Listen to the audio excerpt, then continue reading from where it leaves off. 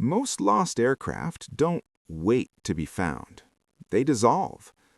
In the ocean, salt gets under paint and into seams, and once protective coatings fail, aluminum can be eaten away faster than people expect.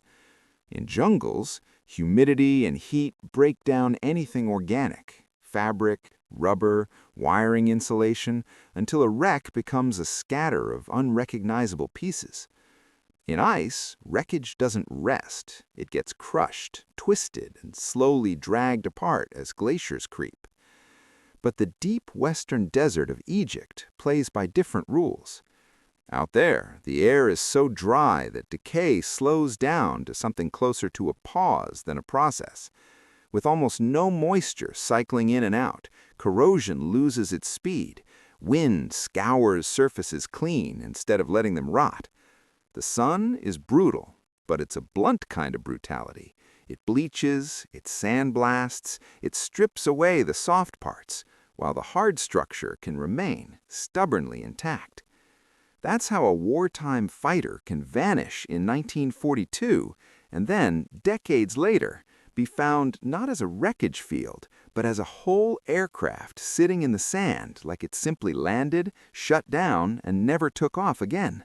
A machine caught in the moment it stopped moving, preserved by emptiness, and waiting to be read like evidence. On June 28, 1942, a Royal Air Force P-40 Kittyhawk, serial ET574, set out on what should have been a routine ferry flight. Not a dramatic combat mission, not a headline event, a transfer, a movement of hardware from one point to another in the middle of a desert war. The pilot was Flight Sergeant Dennis Coping. According to the records in your source text, he wasn't simply flying from A to B. He was moving the aircraft toward a repair depot because something wasn't right. The key issue was a landing gear problem, and the notes also mention the possibility of additional damage. In other words, he was ferrying a machine that already had a serious limitation, one that could become fatal over empty terrain. Then the timeline goes quiet. Somewhere beyond the last navigational point, ET574 slipped off the operational map. No return, no confirmed landing report, no recovery team arriving to secure the site. The aircraft dropped out of the roster and into the blank spaces, those stretches of desert where landmarks are scarce and mistakes don't get corrected quickly. From that day forward, the official story had a hard edge and a simple line: failed to return. And whatever happened next, whether it was a decision, a mechanical cascade, fuel, disorientation, or all of it together, was buried under sand and silence for decades. ET574 wasn't in the western desert because someone chose a risky route for fun. According to the records described in your text, the aircraft was being moved toward a repair depot, a practical wartime logistics task. The flight was part of the system that keeps aircraft flying. Take a damaged or malfunctioning fighter, ferry it to maintenance, get it back into service. The critical detail is the landing gear problem. That one issue changes everything over a desert. Landing gear isn't just about landing. It's a system tied to safety, fuel range, and decision-making. If it behaves unpredictably, the pilot loses options. And your text adds another possible complication. Additional damage is mentioned as a possibility as well. So this wasn't simply a pilot cruising over familiar ground. It was a pilot trying to bring an aircraft with a known problem to a place where it could be fixed, across terrain where there are few visual references, long distances between points, and very little margin for error once something goes wrong. Then comes the turning point. The records indicate that he became lost over the western desert. Beyond the last navigational point, the airplane didn't just go missing in the administrative sense, it vanished into an environment where being slightly off course can become being completely off the map. And once you're off the map out there, every minute in the air is a cost, and every decision gets heavier. For 70 years, ET574 wasn't hidden in the usual sense. It wasn't underwater. It wasn't buried in jungle growth. It wasn't shattered into a wide debris field that would get picked apart and carried away. It was simply out there, beyond normal routes, beyond attention, sitting in a part of the map where almost nobody has a reason to walk. Then, in early 2012, a survey team working in Egypt's El Wadi El Gadid region crossed a line of dunes and the aircraft appeared. Not a small fragment, not a scattered crash site. A P-40 Kittyhawk resting in the sand, visible as a complete shape against the desert surface. What makes the discovery even more striking is how close and far it was at the same time. The aircraft was found roughly 200 meters from the nearest settlement, close enough that you can measure it in a short walk, yet isolated enough that no organized recovery effort had ever reached it, and early photos showed no sign of systematic stripping or heavy disturbance. It was the kind of find that almost doesn't look real at first glance. A warplane that didn't decay into history, but instead stayed present, waiting in plain sight in the one environment that can preserve a machine by doing almost nothing to it. Most crash sites don't look like a whole airplane. They look like evidence that has been scattered, metal torn apart, parts thrown outward. The story smeared across hundreds of meters by speed, impact, and fire. Even when a wreck is found, you often get a field of fragments, not a recognizable aircraft. But ET574 didn't present itself that way. When the survey team found it, the Kittyhawk was resting in the sand as one main airframe, not as a wide wreckage pattern. Yes, time had still done its work, just in a different way.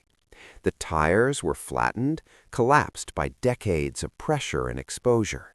The fabric-covered control surfaces, rudder, elevators, ailerons were gone, broken down by years of sun and wind until only structure remained. The canopy glazing was sandblasted and crazed, damaged by abrasive wind and ultraviolet exposure until it looked opaque and weathered. And yet, despite all of that, the aircraft's structure was described as remarkably intact. That detail matters because it changes what the scene means. Instead of reading like a violent, high-energy breakup, it reads like a survivable forced landing, a machine that came down hard enough to be damaged, but not hard enough to be torn into pieces. The desert didn't preserve a chaotic explosion of parts. It preserved something closer to a single moment, the aircraft stopping, settling, and staying there. That's why the description hits so hard in your text. It wasn't wreckage. It looked like a plane that had been parked by accident in the wrong century, still sitting where it ended, waiting to be interpreted. What made the Kittyhawk discovery truly unusual wasn't just that the aircraft survived in the desert. It was how it survived, as evidence. In a normal crash investigation, the site is often destroyed almost immediately by fire, high-energy impact, or human activity. Wrecks that scavenged, stripped, moved, or cleaned up. Even well-meaning recovery work can scramble the story, because once parts are shifted, you lose the original relationships that explain what happened. But your text describes something rare, an in situ condition. In situ means the site still preserves the original geometry of the event, the exact relationship between the aircraft's final resting position, detached components like torn-off gear or separated parts, scattered items around the airframe, and the surrounding terrain where everything settled. That geometric relationship is not just mess, it's data.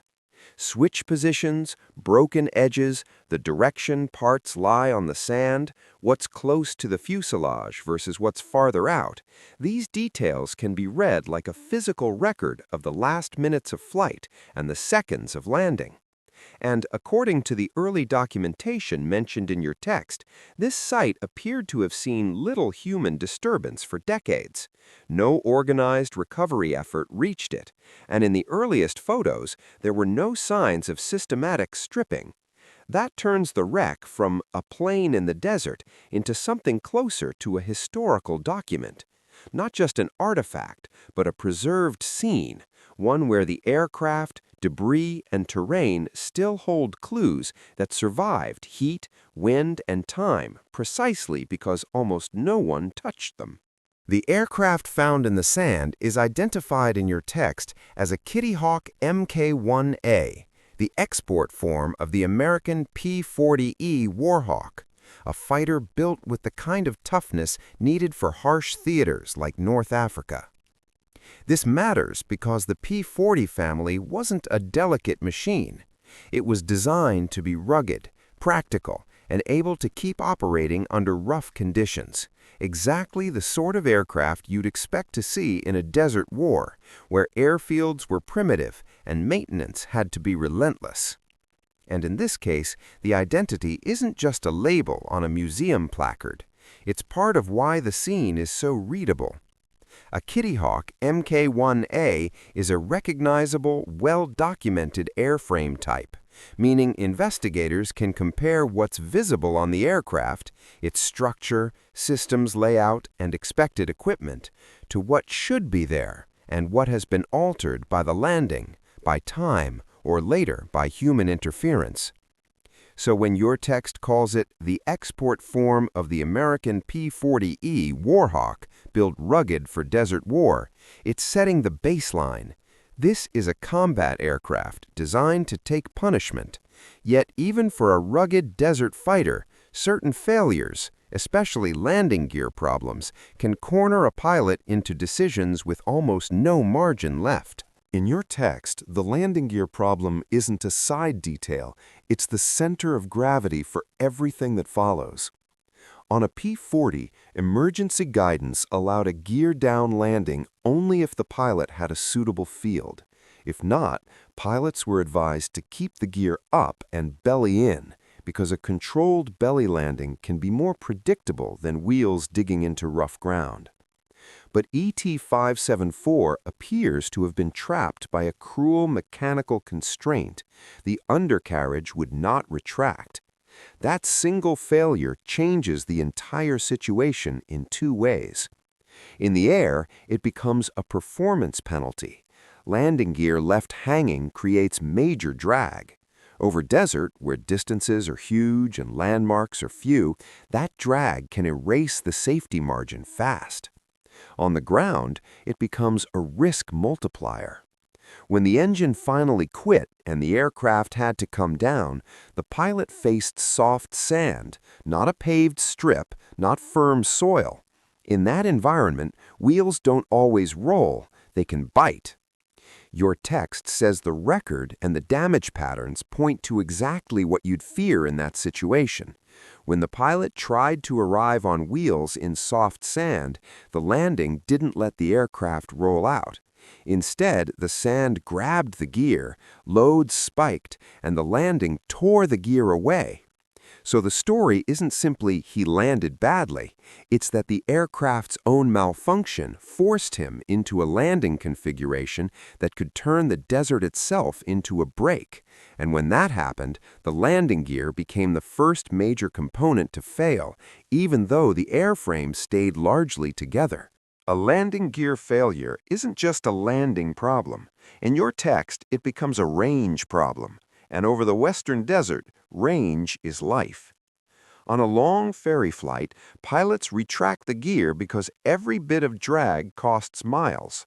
But if the gear is locked down by hydraulic failure or mechanical jam, the aircraft is forced into a high drag profile the entire way. The wheels, struts, and doors act like air brakes, pure resistance with no benefit. That creates a brutal equation with no good answer. Hold normal cruise power, drag stays high, speed drops, you cover less ground for the same fuel. Increase throttle to maintain speed, fuel burn climbs, you run out sooner anyway. Either choice collapses the safety margin. Your text puts it plainly. With the wheels left hanging, the range collapses. And that range collapse forces a decision that feels simple on paper, but deadly in real terrain. Turn back while you still can, or press on and hope you reach the maintenance depot before fuel runs out. The evidence described in your text suggests he continued forward until disoriented or low on fuel. And when the engine finally quit, it confirmed what the drag math had been doing the whole time. The aircraft had been bleeding its options out of the sky, mile by mile, with the gear stuck down. What makes ET574 so valuable as evidence is that the landing appears to have been survivable.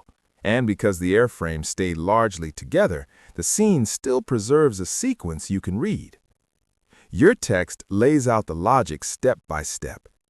The aircraft likely continued on with the gear stuck down, burning range and increasing risk. Eventually, the pilot became disoriented and/or low on fuel. When the engine finally quit, the wheels were still down, so the aircraft came in with a configuration that could either help if the sand let it roll, or destroy the landing if the sand grabbed. In soft sand, wheels don't behave like they do on a runway. They can bite. Your text describes a hard, sudden deceleration. The main legs dug in, the aircraft slowed brutally, and the structure took the load long enough to keep the fuselage from breaking apart. Then came the critical moment. The nose pitched down hard. As that happened, the propeller struck the sand while the engine was still rotating. In a P-40, the propeller is driven through a reduction gear, and a sudden prop strike can overload that structure.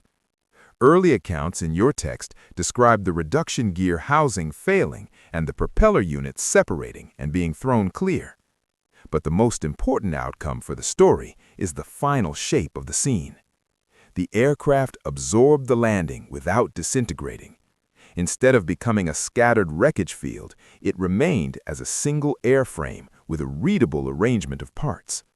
That's why the site could function like a preserved record. The plane didn't explode into randomness.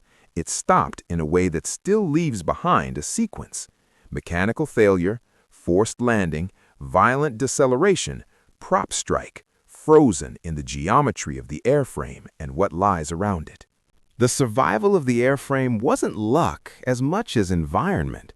Your text emphasizes that the western desert of Egypt creates a preservation condition that is almost the opposite of what destroys aircraft elsewhere. In most places, corrosion is driven by moisture cycles, humidity rising and falling, condensation forming in seams, water creeping under paint, and salts accelerating chemical attack. Over time, that process eats through protective layers and then into the structure itself. But in the hyper-arid western desert, humidity is driven extremely low, and salt-laden moisture is largely absent. That doesn't mean chemistry stops, but it slows dramatically. With little water available to sustain corrosion reactions, the aircraft's metal skin is given a huge advantage. Time stops being an enemy at full speed. Your text also explains the material factor. The P-40 skin is described as alclad aluminum, a composite sheet where a high-strength alloy core is protected by thin layers of pure aluminum. Pure aluminum forms a microscopic oxide layer when exposed to oxygen, and that oxide layer acts like a sealed shield. In salty air, that barrier can be breached and corrosion can accelerate. In bone-dry desert air, the oxide layer can remain stable and protective for decades. So the result is exactly what early observers saw: a metal airframe that stayed remarkably intact with minimal pitting compared to what would happen in coastal climates. An aircraft that could sit exposed for 70 years and still look like a single, readable machine, because the desert removed one of corrosion's most powerful tools: water. The preservation in the desert was never uniform.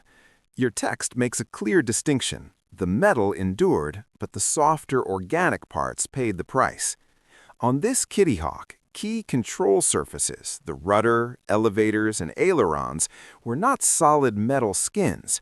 They were fabric-covered, treated with dope to tighten and seal the surface.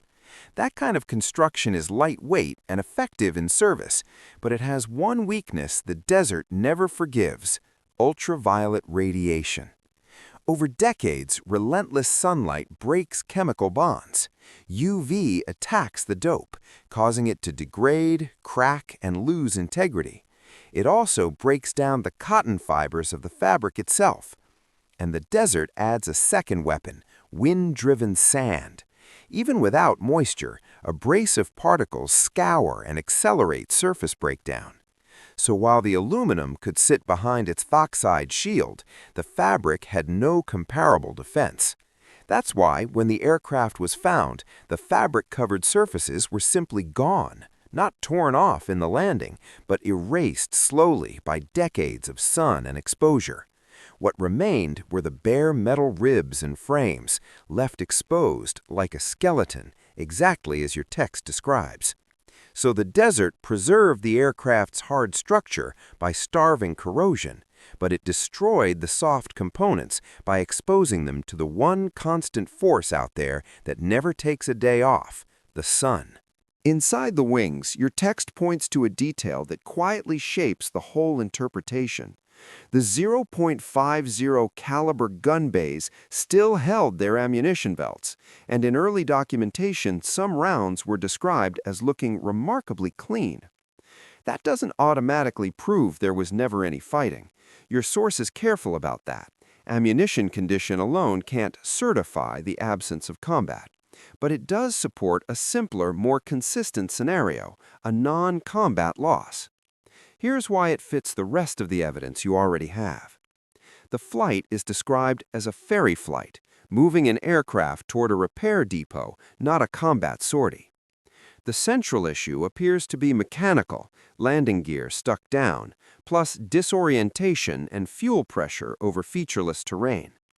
The forced landing ended the flight before there was any clear reason or opportunity to fire. And there's a safety reality your text highlights. Decades-old ordnance is unpredictable. Even if rounds appear clean, stable is never guaranteed after 70 years of heat and time.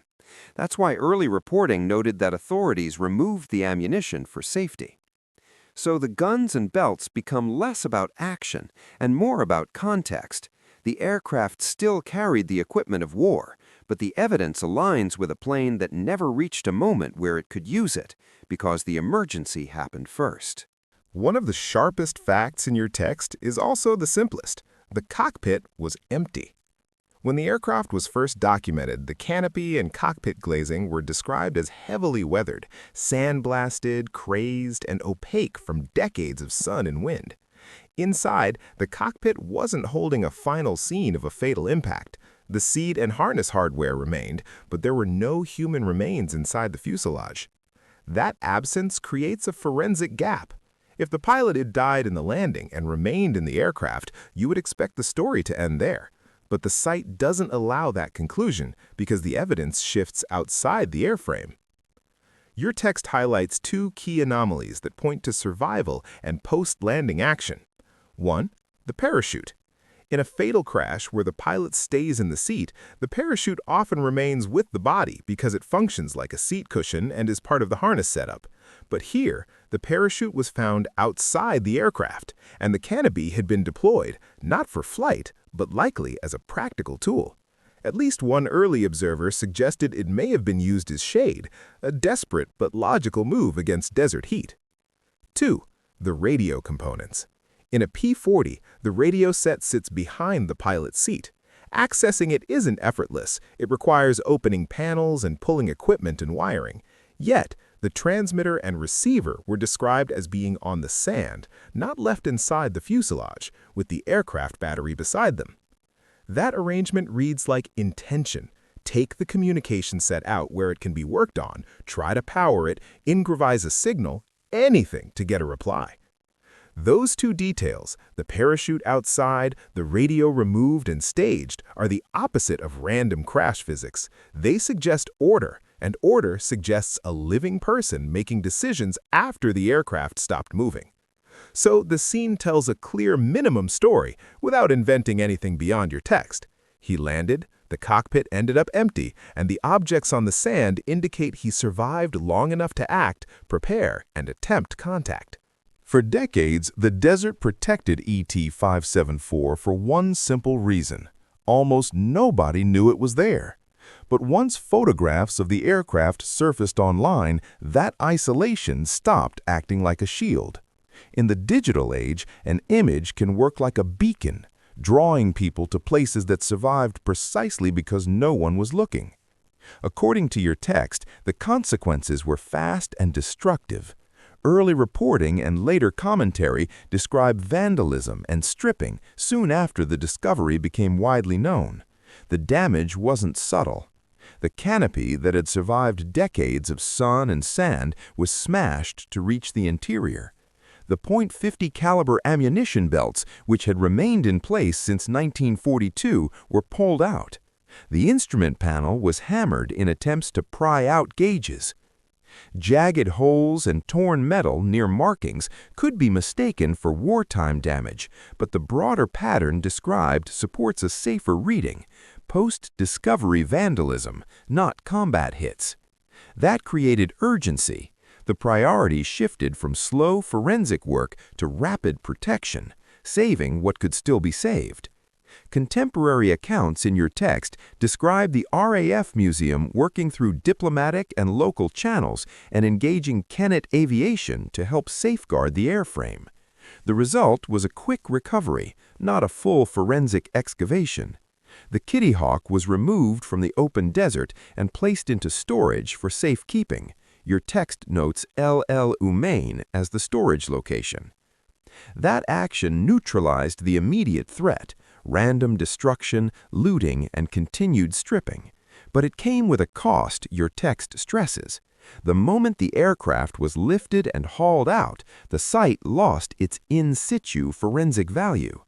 In a true forensic recovery, every object's position is mapped and measured.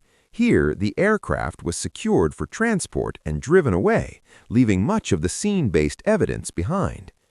Then came the next transformation: display priorities.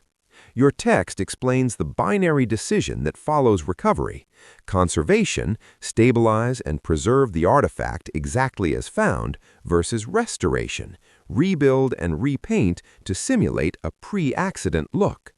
For the Sahara P-40, your text says the choice was aggressive cosmetic restoration, prioritizing appearance over forensic integrity. That restoration, as described, altered identity cues and erased surface evidence. The original as-found skin, abrasions, stains, traces of wartime finish and markings was lost under cleaning and repainting. The aircraft gained markings that made it look like a generic desert P-40 rather than the specific ET574. Your text highlights the addition of shark teeth and eyes, motifs famously linked to No. 112 Squadron RAF rather than No. 260 Squadron RAF, the unit identity referenced in your text.